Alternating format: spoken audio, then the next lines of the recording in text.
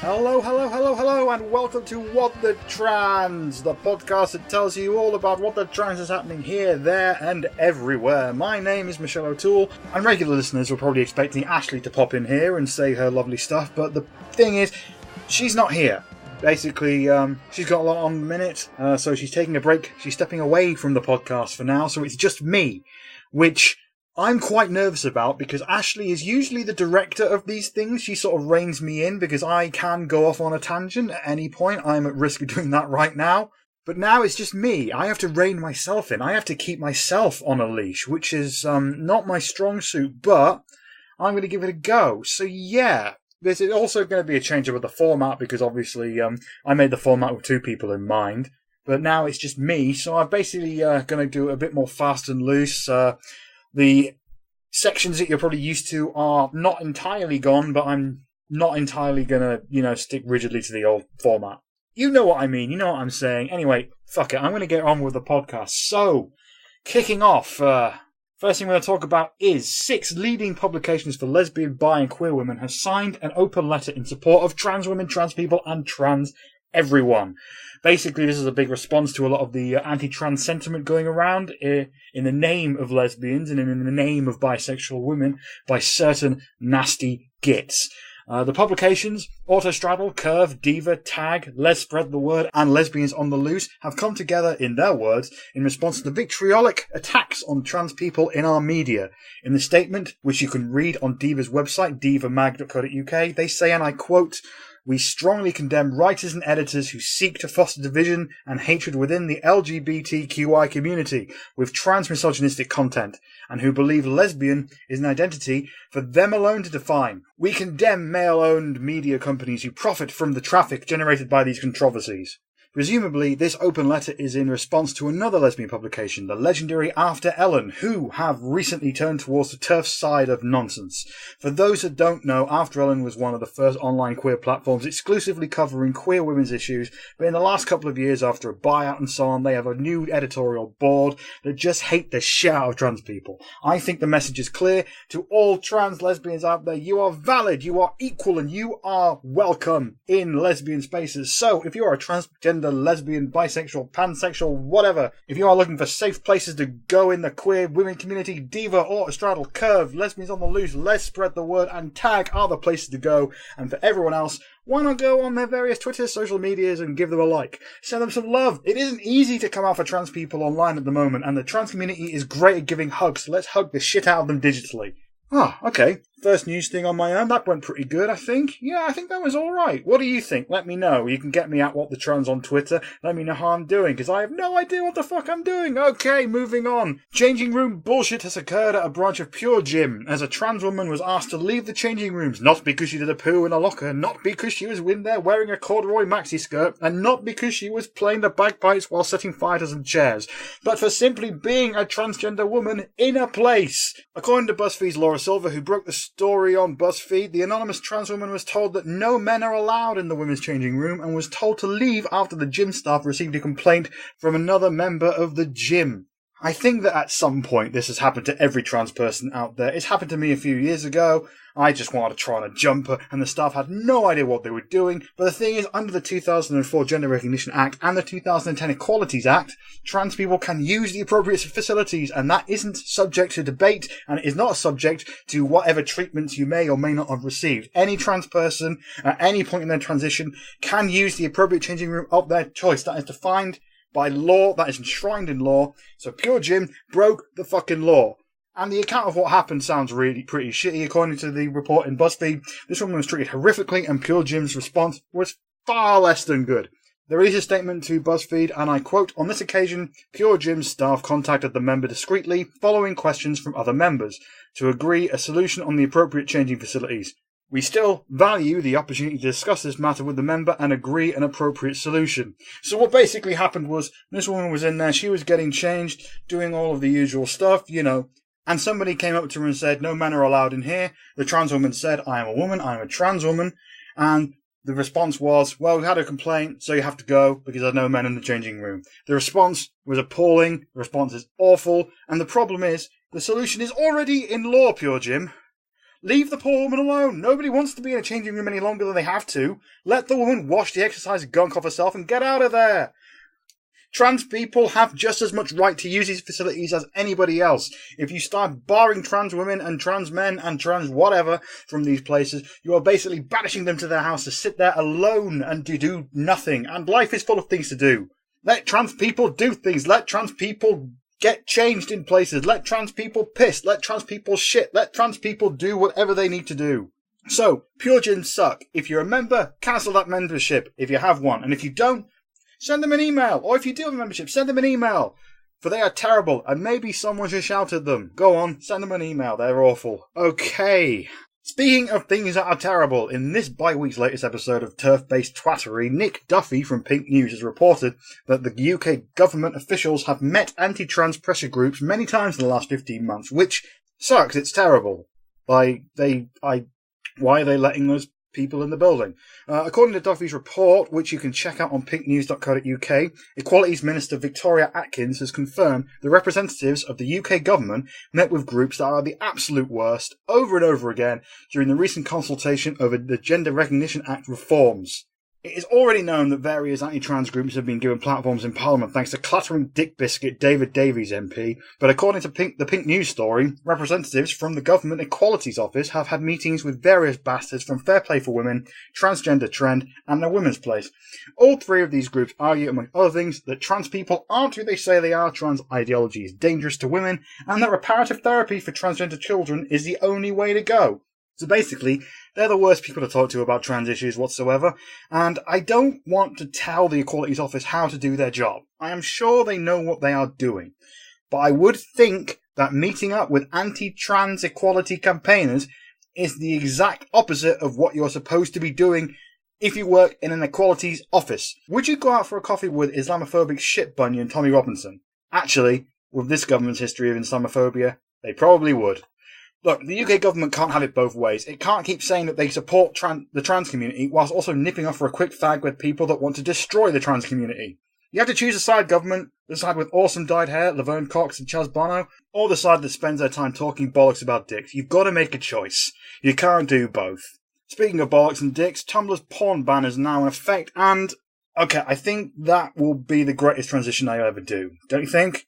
Yeah, I think that was pretty good too. I'm quite proud of that. Anyway. Social media platform Tumblr announced recently that they are going to institute a ban on all pornographic and sexually explicit imagery and content from their platform.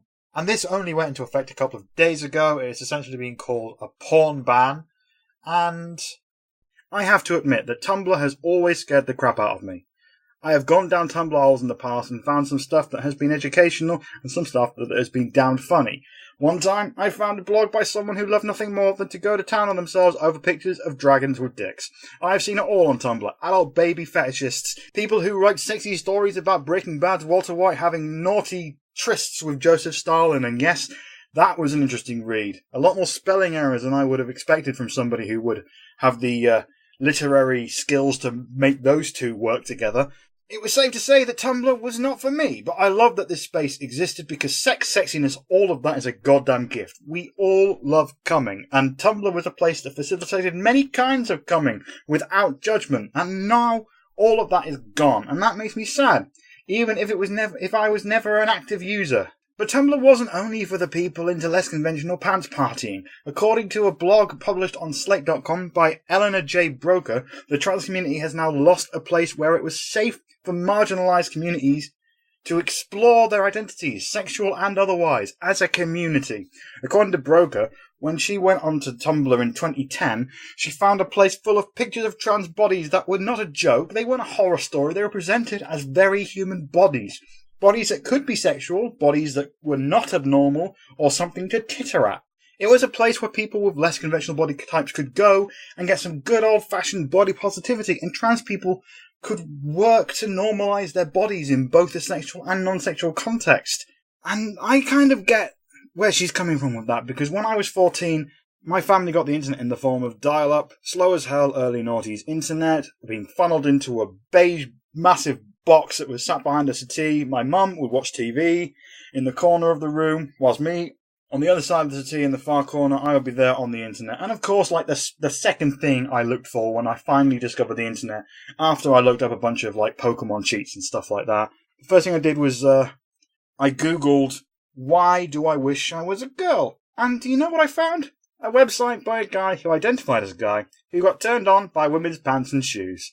That was my first exposure to anything related to cross-gender anything. And that freaked me out and kept me in the closet for another 10 years. I don't want to shame this guy, but I do not get turned on by pants or shoes.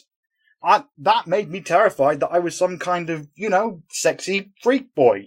I was 14, cut me a break. But that stuff, it really affected me. So it sounds like, to me, that Tumblr would have been a fantastic place for a young trans me to have tumbled into, but it just wasn't there. It didn't exist. And by the looks of it, this porn ban will have dramatic consequences amongst young trans folks who could probably deal with the community to explore their body issues. The CEO of Tumblr, Jeff Donfrio, I've totally probably pronounced that really wrong. I'm sorry, Jeff, if you happen to be listening, but yeah, you're not listening. You're definitely not listening to this. Has apparently promised to maintain Tumblr as, and I quote, a safe space for creative expression, self-discovery, and a deep sense of community. But that remains to be seen, Have you been affected by this? I would love to hear from you. If you have, please get me on Twitter at WhatTheTrans, and let me know how this policy shift will affect you, and let me know your Tumblr stories. And check out the blog by Eleanor J. Broker on Slate. Just search for its title, One Fewer Space for #girls like us. Just search for that on Google and give it a read. It's pretty eye-opening. I was there making silly jokes about, how, where all the furries going to go and stuff, but it actually goes a lot deeper than that for a lot of people. And it turns out Tumblr, quite an important place for trans people. Right, next, numbers.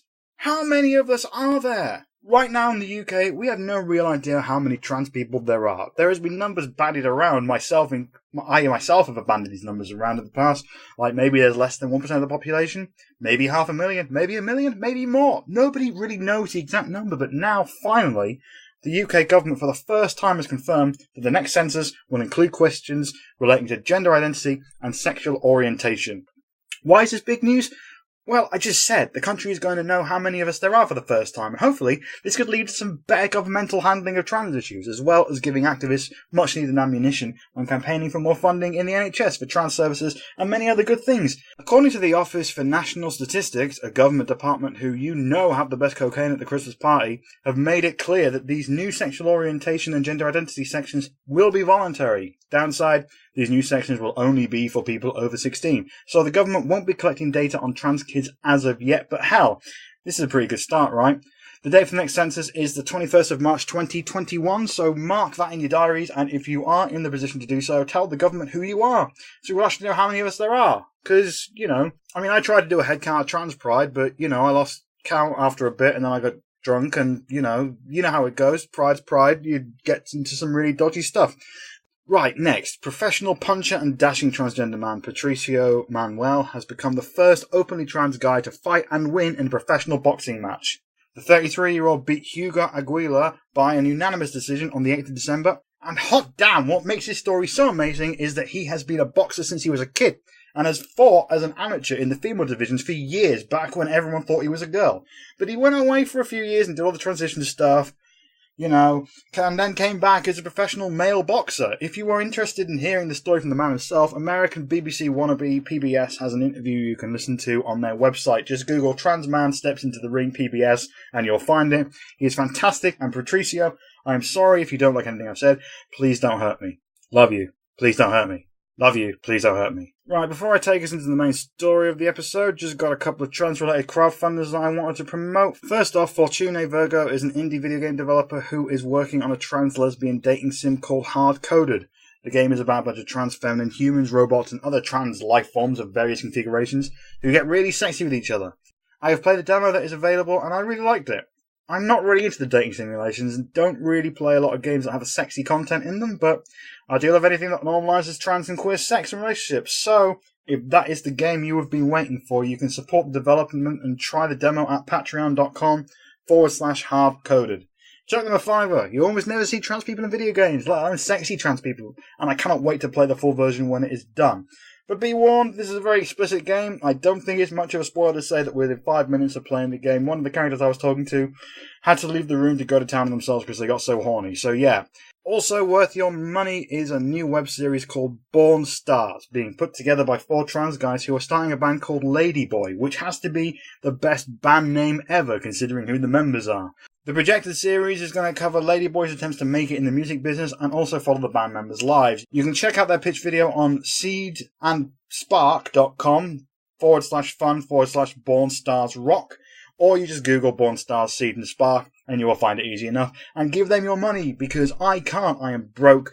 I don't have any money, and I want to see this show. At the time of recording, they have smashed their crowdfunding target of $25,000, because of course they have. Who wouldn't want to watch this? So check that out. Bookmark it in your browsers, and yeah. Okay, that's the first half of the show. How am I doing? Let me know on that, What the Trans at Twitter. I keep saying that. You probably should tell me to not say the Twitter as much. I mean, you know, I'm sort of clinging on to it like a life raft, you know. Pretty talking a little fast, aren't I? Well, yeah, probably. I could probably slow down a bit. But anyway, here we go. This is the main part of the show. I'm going to talk about one big long thing now for the rest of it. So yeah, and it's not a happy one. I'm going to do some content warnings. There is references to transphobia, references to general turf-based fuckery, and references to Graham Linehan. Again. So yeah, I had to talk to you a lot about Graham Linehan again. For those who do not know, Graham Linehan is a comedy writer who helped create Father Ted, Black Books, The IT Crowd, and has had a hand in many, many British comedy classics over his career. But right now he has put aside his writing career and has become a professional full-time transphobe. Why the career change? Well, in his words, because he had nothing better to do, and he was in a privileged enough position to not worry about the consequences. Here's a clip from a video he shared on his Twitter page. Give it a listen. I entered into this deliberately because I had nothing on. I knew that I could see that women were being threatened and abused, and their employers were being contacted whenever they tried to talk about these issues. So I decided, because I had nothing on, because they couldn't threaten my employers, I decided to wade in, thinking, oh, it'll be great. There'll be no consequences. Yeah, I think this tells you a lot about the man's motives. He literally looked at his slate and was like, I have nothing on and I have nothing to lose. I'm going to go and start a weird online campaign. And so he has. For the last 8 months or so, he has tweeted almost daily various anti-trans myths, nonsense and other bullshit, such as that trans women are not women, trans men are not men, that there are men claiming that they are trans women so they can get into places to abuse cis women, that trans women have no place in women's spaces such as toilets and changing rooms, that the advancement of trans rights, as I and many of you would call it, is actually the advancement of a dangerous ideology that harms women. He has argued that validating trans children and offering them puberty blockers is tantamount to child abuse, in spite of the fact that most British medical institutions have cleared this as best practice. He has helped spread a climate of hatred and fear of trans people under the banner that he, a cisgender straight man, is working to protect cis women, lesbians and children from the great transgender menace. Look, I know some of you will be saying, so what, right? Somebody on Twitter is being shitty about trans people. Who cares? That happens all the time on Twitter, and Twitter is a dark cesspool of awful that needs to be fired out of a cannon into the sun. Well, you're partially right, and that was what I was thought. I was upset that one of my favourite writers had decided that women like myself represent an existential threat to half the planet's population, but after smashing up my IT Crowd DVDs, I felt better and moved on. But this man's Twitter rants have started to leak into the real world in terrifying ways. For example, that at one point, according to reports in The Guardian, The Daily Mail, The Telegraph and other major UK newspapers, Linehan was given a warning by West Yorkshire Police for verbal harassment of trans activist and lawyer Stephanie Hayden last October. According to Hayden, Linehan had directly tweeted and retweeted her dead names and other private information to his 660,000 Twitter followers. Linehan has since claimed that Hayden retaliated by posting private information about his wife, something Hayden has denied, and I myself couldn't find any evidence of it. Not saying it didn't happen. I'm just saying maybe it did, but I can't find any evidence of it. Whereas I have seen Linehan's tweets dead naming Stephanie and his retweets that share more private information to his hundreds of thousands of followers. So, take from that what you will. Maybe I'm wrong. I don't know. This isn't the first time Linehan has targeted trans people. There is a pattern where a trans person says or does something he doesn't like. He points it out to his followers, and that person then gets harassed by thousands of his fans. At the beginning of the year, he had 700,000 followers on Twitter, and since his anti-trans campaign began, he has gone down to about 660,000 followers, probably because most people are, sick of transphobic shit and have voted with their follows and likes and clicks and left him. But that is still an immense platform that equals some national newspaper circulation figures, which he has used time and again to start various witch hunts and harassment campaigns against trans people he doesn't like. He has immense power and has shown that he will use that power to harass people over and over again. You don't even have to be following him to be targeted. You don't even have to be that prominent. If he sees you as an enemy, he will point at you and scream, and then you can expect to receive hundreds, maybe even thousands of messages of abuse. Much like what's happened to many trans people, including Stephanie Hayden. Hell, you don't even have to be trans to earn his horrific shitty attention, although apparently it seems to help.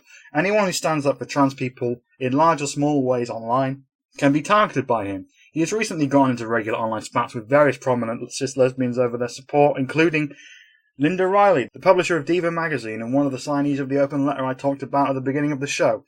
But his most recent victim was comedian, cisgender woman and all-round good egg Carrie Lloyd, whose crime was sending out a tweet promoting Bloody Good Period, a charity that fights against period poverty, who you should totally donate to, by the way. They are fantastic. Go to bloodygoodperiod.com and give them your money.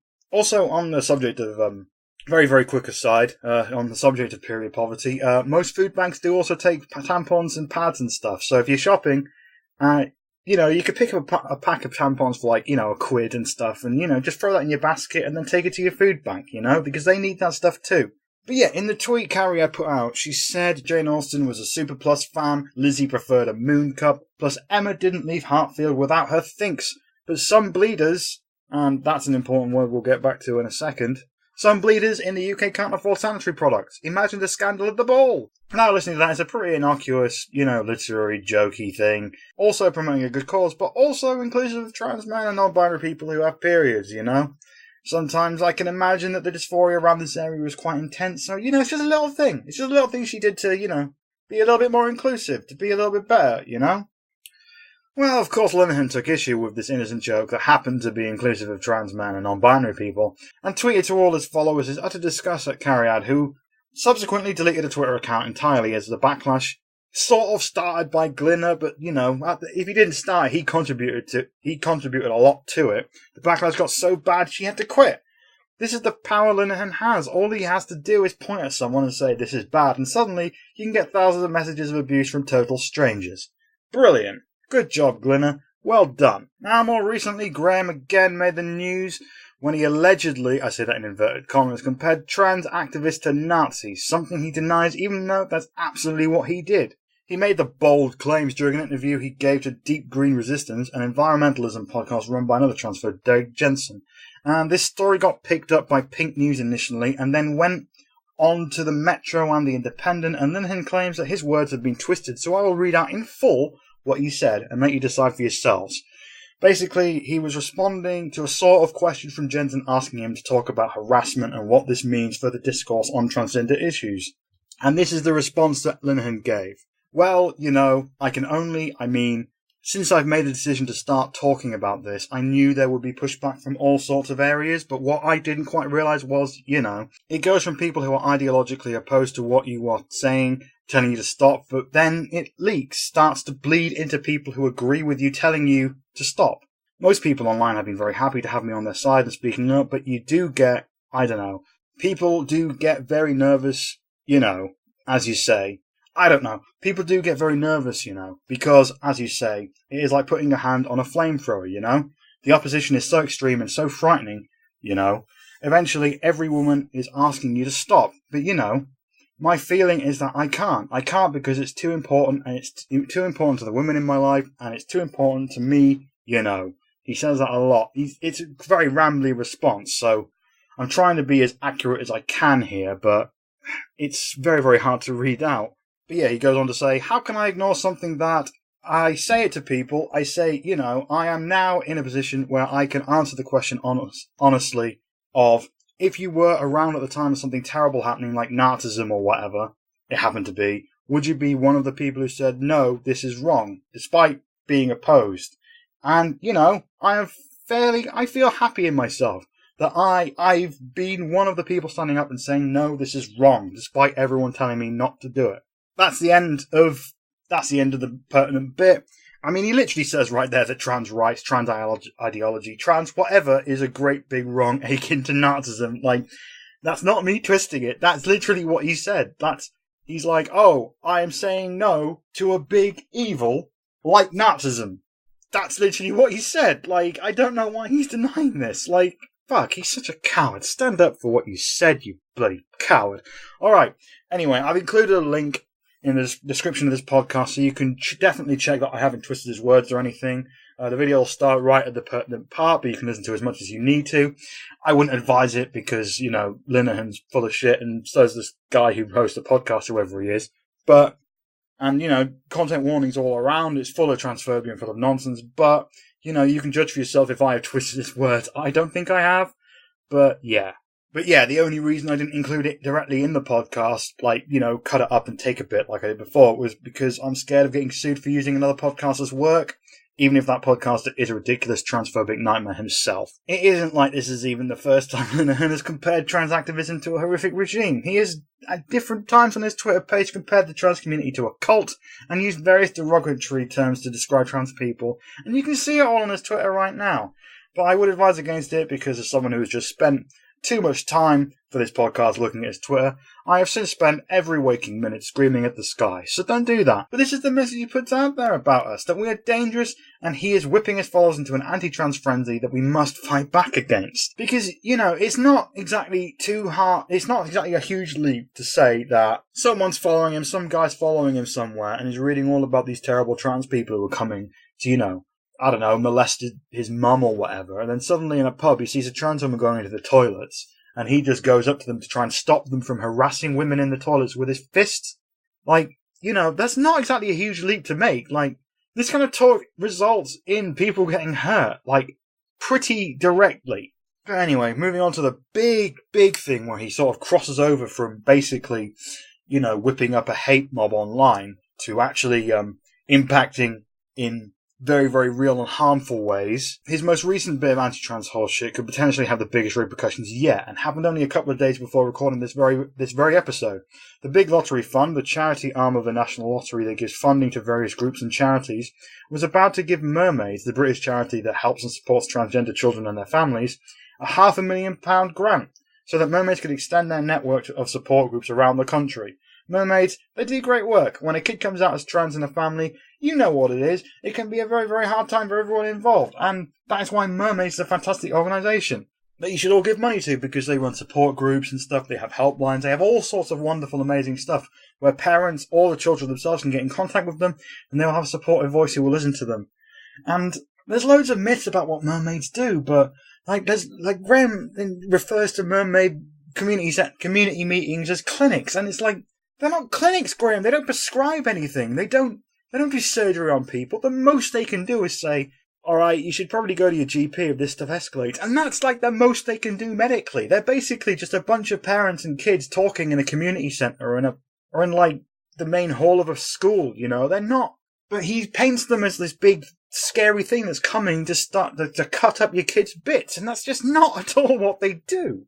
And so, of course, Linehan heard about the grant that was coming their way, and basically decided that this represented a threat to children nationwide, and he immediately went onto Mumsnet, the former online forum for mums to get together to help each other out, and the current online home for British transphobia, and issued instructions to his troops to inundate the Big Lottery Fund with complaints about the grant. Subsequently, the Big Lottery grant people crumbled and have now paused the Mermaids grant subject to a review. So, you know, good job, National Lottery. You know, you've shown that you are very, very willing to stand up for an oppressed minority, up until you get a bunch of emails. That's where you draw the line. And, you know, to summarise, Graham Linehan could have effectively blocked a much-needed grant to a trans charity that needs the money. At the time of recording, the Big Lottery Fund hasn't revealed the results of their review, but again, this shows just how dangerous Linehan is, and the power he has. So, what can we do about Linehan? The power he has, it's intimidating. Anyone who stands up to him could at least become victim to an online witch hunt, and could maybe even have their personal information revealed to the rabid anti-trans goons that follow him. It's probably safe to say that Linehan is right now the most prominent and powerful non-governmental transphobe in the country. who is even more dangerous in some ways because not only does he hate trans people, but he believes it makes him a fucking hero. His ego is so huge that he thinks being a transphobic bigot basically makes him the same as famous anti-Nazi activist Sophie Skoll. Like, that's what he was saying in that... That's what he was saying to Dave Jensen in that podcast. Like, oh, I'm one of the people who would stand up to Nazis if they came around. Oh, yeah, so standing up to trans people is the same as standing up to Nazis, Graham. That makes you some fucking hero? What an egotistical little biscuit he is. He is stuck in his own hero complex wank fantasy, and that is a dangerous combination when it comes to tackling a man like this, because he is so powerful and so determined and so fucking deranged. I know that's ableist as hell, but I don't know what other word you can use to describe it. So how do we fight back? And we need to fight back. Like, you can't ignore people with this kind of platform. You can't. He's got such reach that I've explained probably too many times already. That's usually when Ashleigh would come in and tell me to move on. Probably, let me know how you think I'm doing. Tweet me at WhatTheTrans and let me know if you think I'm doing a good job or not on my own. I honestly don't know what I'm doing. But yeah, I believe we've got to tackle this. We've got to fight back against this because, there's not one single trans person who can even touch the reach that he has. Like, maybe Paris Lee's, maybe, but then even then it's not a fair fight. And, she's been pretty good about tweeting about this and raising awareness about Linehan. And I think that is what people need to do more. I think we need to spread the message that Graham Linehan is an enemy to trans people, to our allies, because I think a lot of people, like most of his followers on there, probably don't know what's going on. Like, they have, hundreds of followers themselves and they lose the message. But I think the first job is to basically get the message out that Linehan is a hate figure. He is effectively sort of the unofficial leader of a hate group. Weirdly, a hate group that, what really astounds me is that he has sort of become the figurehead for this whole movement, even though he's a guy, he's a cis man. And, these people are all about how, trans women are men, and men are entitled, and, men need to stay out of women's issues. And, I can't remember who tweeted this, but when I was looking online, researching all this stuff, I found one series of tweets where it's just Linehan has been on Mumsnet a lot, which is usually a space for mums, for women, mums. And somebody was just on Twitter, yo, why is Linehan on Mumsnet? And somebody replied saying, oh, because he wants to stop men invading female spaces. They've got a point. It's just such a weird thing that the writer of Father Ted is the one who's doing all of this. And, well, this particular hate group and stuff, this particular hate movement, they will follow anyone as long as they agree with them. They will go with David Davies, who's one of the worst MPs, the most anti-LGBT LPs, one of the most anti-women MPs. But, they'll go with him because, that's how much they hate trans people. They hate trans people to the point where they will cut off their own nose to spite their face. But anyway, I think the first thing is to spread awareness about him, obviously. Let all of your friends and family know that this is what he's about. And also, we got to work to get that fucker off Twitter. That's what we got to do now. I mean, ideally, we all should probably get off Twitter because it is a terrible place full of mind-poisoned Nazis and immense terrible fuckery. But right now, Twitter is his main weapon. He has well over 500,000 followers, which, like I said before, gives him the same coverage as some national newspapers. We need to rip this platform away from him. I know some of you will be thinking that no platform doesn't work, that, it'll cause accusations that we are against freedom of speech, but the main difference is, Twitter is a private platform, and he breaks the rules every day, and I'll get into more to that later, but look what happened to Milo Yiannopoulos when they no-platformed him, when they got him off Twitter. Within a couple of years, he was nothing. He's recently, about to go bankrupt, I heard. He owes, £4 million or something. His career is in tatters, and he hasn't got any reach anymore. He is powerless, broke, and has got everything he is so richly deserved. And, I don't know, him losing his Twitter account, that was the start of it. So, I'm a firm believer in no-platforming people who spread hate. I think that is something that needs to happen because hate, you plant that seed in certain soil and people get hurt. That is what history has told us time and time again. At the very least, getting Linehan off Twitter will stop him from radicalising anybody else and maybe reduce his reach so he won't be able to do as much horrific nonsense as he has been doing. So how do we get him off Twitter? Thankfully, last month, Twitter changed their rules and have now explicitly banned misgendering and dead naming. And Twitter has said that users who deliberately target trans people will be permanently banned. Which is something that Linehan does pretty much every day. Or at least, he has done it most days. So if you're able to stomach his Twitter feed, report every tweet where he breaks these rules, every single one, and report them individually, because he's like a strike 3 system here. So if you report all of them all at once, that's like 1 strike. If you report each of them individually 3 times, that's like 3 strikes, and he's off. We do this enough, at some point he is going to lose his account. And yes, it's probably going to make the news, and it's probably going to there's probably going to be claims that the trans community is, anti-free speech and all this stuff. But the thing is, like I've said, he's planting seeds. He's planting seeds, and someone's going to get hurt, and someone's got to stop him. And he has so much power. This is all we can do. But yeah, other than that, spread the word. Make it known that Linehan is a toxic nightmare, and do whatever you can to mitigate the damage he is doing. If he's going to make a TV appearance, email the producers and let them know what Linehan is about. If he moves on to another social media platform, report him there. And do these things for as long as he speaks out against trans people. He will claim this is another act of the authoritarian trans scene or whatever, but this is self-defense. He is attacking us, and we have to fight back. Now, the difference is that with Linehan, who has outed himself as a rabid transphobe, for him to become trans people's friend once again, all he has to do is stop hurting trans people. The second he does that, trans people should leave him alone, and would leave him alone. There's no more issue if he doesn't do any of that stuff. That's it, he's done. But for us to become his friend, we would have to lie about ourselves, and in some cases that, to many people in the trans community, is worse than death. That is the difference here. So if people say to you that, oh, you're taking away his freedom of speech or whatever, you should tell them what the stakes are. Anyway, yeah, that's mostly the show. Let me know how I did. I think I did okay overall. I mean, I may have become off a bit of the deep end. I may have opened up the podcast to a lot of abuse. I mean, the chances of Linehan listening to this directly is remote, to say the least. This is a pretty small fry, but then, he's done it before, so, he could come after me for this. Well, he can try. Fuck him. Anyway, okay, so before I go, I just want to, well, this is the last episode that I'm going to do before Christmas, and Christmas can be a hard time for trans people.